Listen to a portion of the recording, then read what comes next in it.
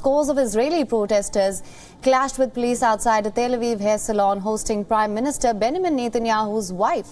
Sara Netanyahu was seen being led away and driven off from the scene as police attempted to disperse the protesters. This on the day of nationwide protest against the government's judicial reforms.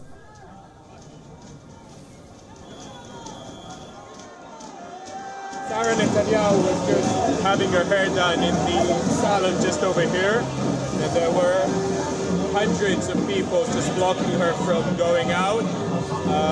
It all ended when the police came in with horses and just made their way through and got her out. They basically made like a path here and got her out, but it took about 4 hours.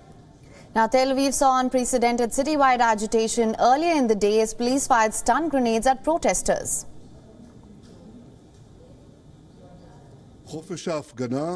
Freedom to demonstrate is not a license to drive the country to anarchy and chaos. A sovereign country cannot tolerate anarchy.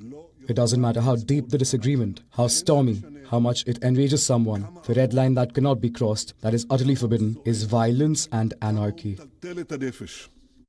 So it looks like that noise was an attempt to get people to start to clear this area. I think it's going to take a while. I can hear the police cars beeping their horns. There's thousands of people here to get them out of the street.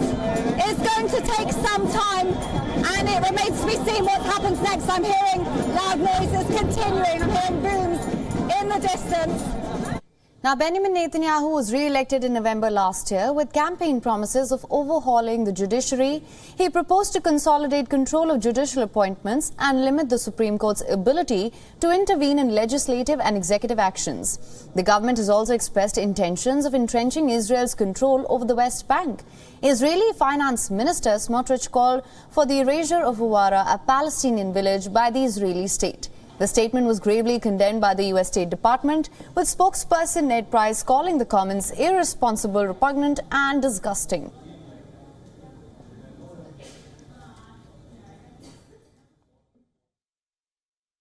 We call on Prime Minister Netanyahu and other senior Israeli officials to publicly and clearly reject and disavow these comments.